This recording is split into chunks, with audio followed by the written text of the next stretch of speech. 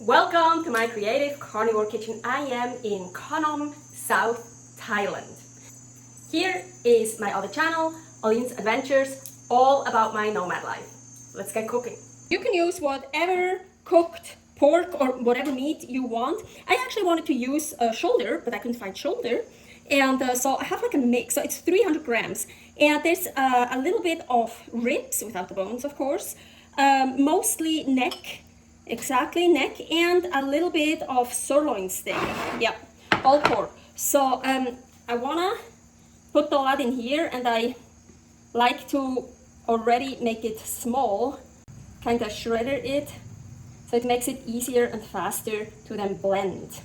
And I also wanna add 4 eggs, so boiled eggs. So yeah, I have 2 big ones, 2 middle ones. This one is probably hard boiled.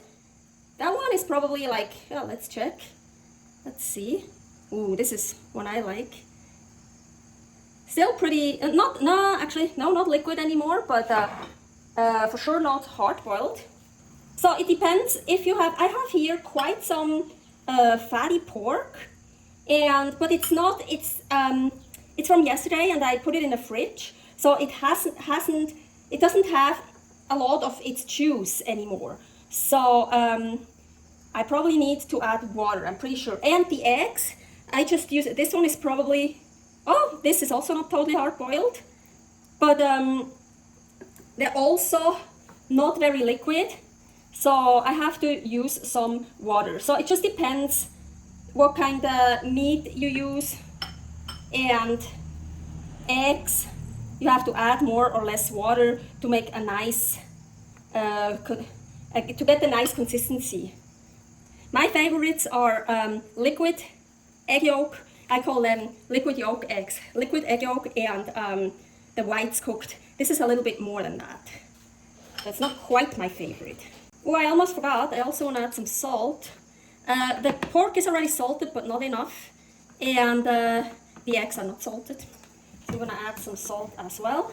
Everything should actually fit in here. Maybe I have to blend it first before I can fit everything, but let's try. Just so I think I can make it fit. So 300 grams of meat and 4 eggs. So this one goes here. Yep. And let's go. I wish I would have a hand blender, it would be much easier, but she doesn't have one. So I have to do that in batches. I'm so stupid. I was talking about that I need water, but then I forgot to add it. So I took some out. But yeah, it would be much easier with a hand blender. I also definitely don't want it too liquidy. So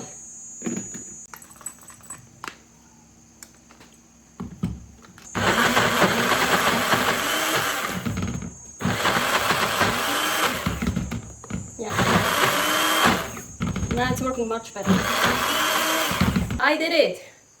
Here it is. And this, I mean, it's cooked meat, cooked eggs, super delicious, just like that. Well, so I can taste, yeah. The salt amount is perfect, I think. So it's not totally smooth. There are some egg pieces, some meat pieces, but that's okay. So this is my batter. So here I heated up how do you call it? A sandwich press. Has these triangles, and I wanna grease it up. I have some animal fat here.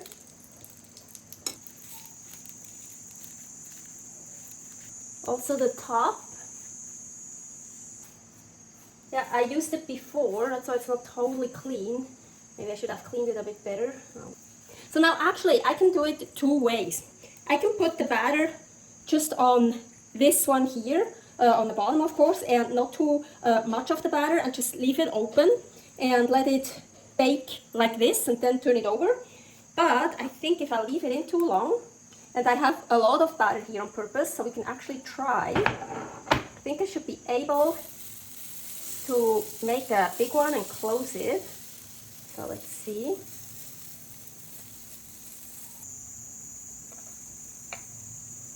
Now I need to stack it up quite high, as I remember. So it will also touch the one on the top. Let's see. Yeah.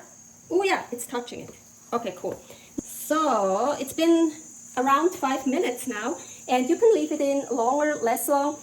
Remember, all this is cooked and you can eat it like this. So the inside would just be like this if you don't want to cook it too long. But if you want to cook it longer, then you get it more denser, like more cooked, more drier also. So however long you want. And I want to see, oh, I so hope I can get it out. Look, it's so beautiful. Beautiful. Oh my gosh. I just made one to show you so I can concentrate really on one, just one. But now, of course, I'm going to grease up all of them and I'm going to make more at the same time. So otherwise, if you just only make one, it takes so much more time. So of course, now I'm going to fill all of those up.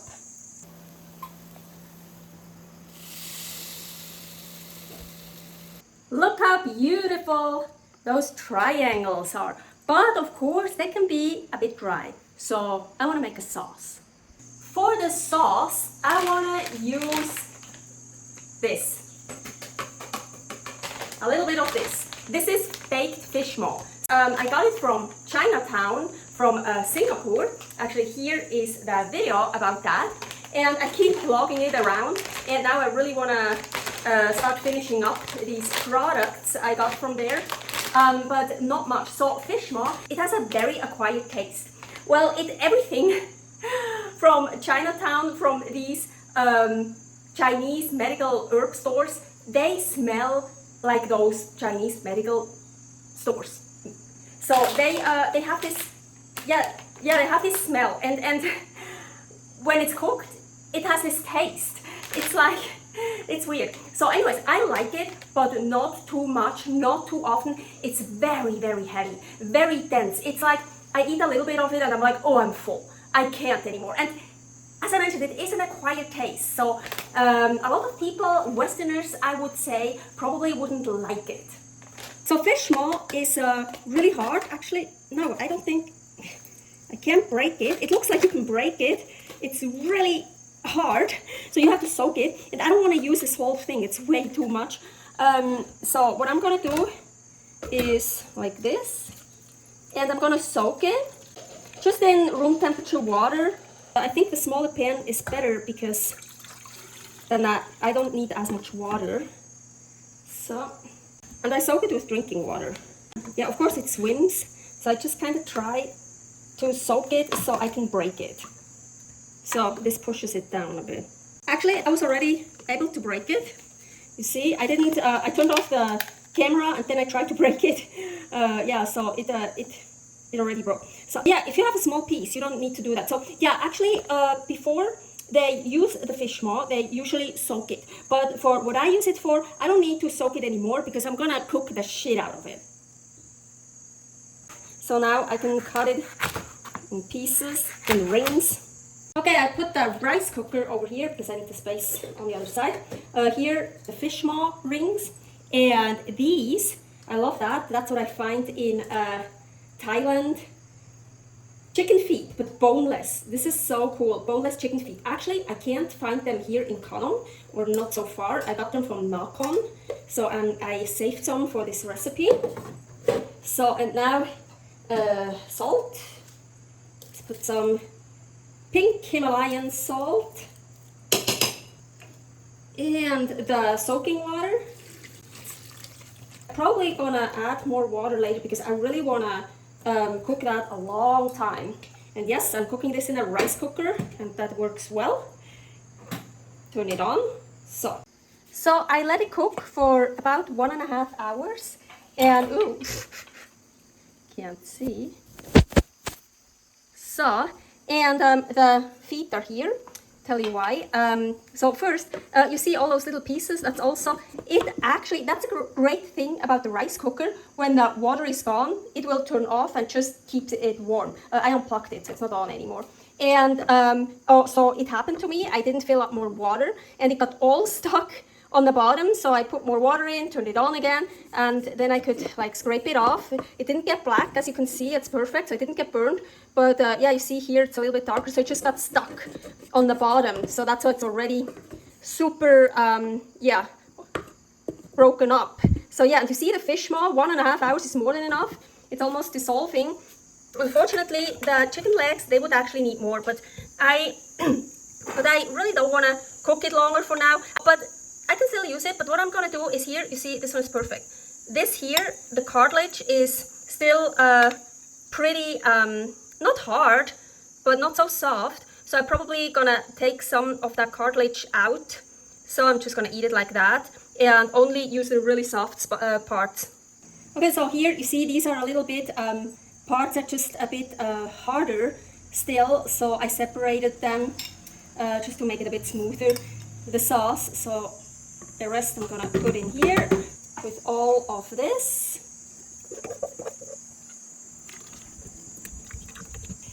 I think there's enough liquid in it. If not, you can add a bit more water. So I actually feel it's a bit too liquid. So no problem. So I'm just gonna cook it a little bit longer to thicken it up. So the fish maw and the chicken feet are very, very gelatinous. So if you put this in the fridge, what I usually do, because I usually don't eat all of it because it's really heavy, it gets gelatinous, as like it hardens and like really, really, it's like the consistency of a bouncy ball. Oh my gosh, it's almost looking like a bechamel sauce. Sorry, the cicadas are in the background right now. I can't shut them off. It did get thicker. Ooh, look, I love this consistency. Really like bechamel. And I want to add some fish sauce. Yeah, I already have fish in here, but this is totally different taste. Anchovies and salt. Nothing else. I love this brand. It's from Thailand. The first time I found this was in Mae Rim, North Thailand. And this one here I actually found in Indonesia. Batam, Indonesia. I couldn't believe it. I was so stoked I could find that. And yeah, it's clean, just anchovies and salt. So I just want to add a bit of that. Ooh, that will also be nice for on top at the end. So I'm gonna mix in just a little bit of the fish sauce. It's like creamy. Tastes super good, but really, really heavy. Ooh, look how pretty. So. Ooh, I love it. Totally forgot to mention, so I'm sure not everyone, not a lot, will actually like that fish maw sauce or even have the ingredients or want to make it. So you can use whatever sauce you want for the triangles or no sauce at all, but then they're a bit dry. Here I have egg sauces, different egg sauces. So that's also an option. Sorry, the cicadas are still going on. Yeah, it's sometimes loud in the jungle and also hot. So like this. Yeah. Okay, oh, I'm so excited. I'm so happy. I mean, they look so beautiful. Just agüita.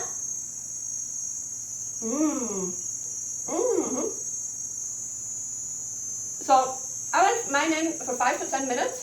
So the inside is not, well, everything was already cooked before I put it in there, but it's not double cooked.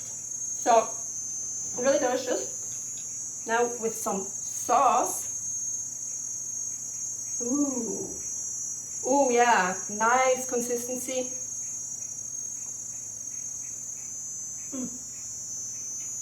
Of course.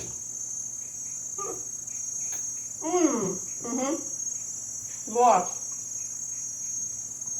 As I mentioned, I like it. I like fish maw, and as a sauce, I like it. But it's very, very heavy. It's so dense. It's so filling. So I can't eat much. Just a little bit. Otherwise, oh, I get sick from it. And I also can't eat it too often. So like something I could eat every week. But so once in a while, I think it's great because it's totally different taste.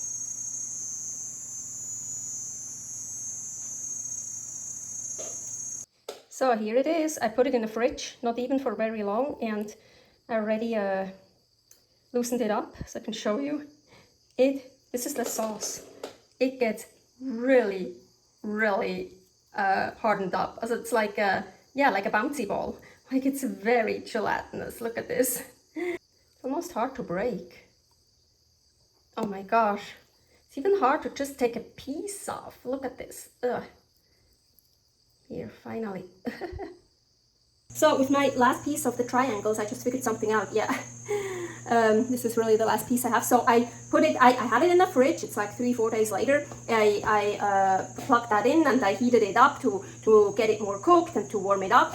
And then I opened this, you see, and it's really hot. And here is the last piece of the Fish Maw sauce, and it's totally, you see, gelatinous because it's also from the fridge. So then I put that one in here, closed it back up, and just waited until it like melts.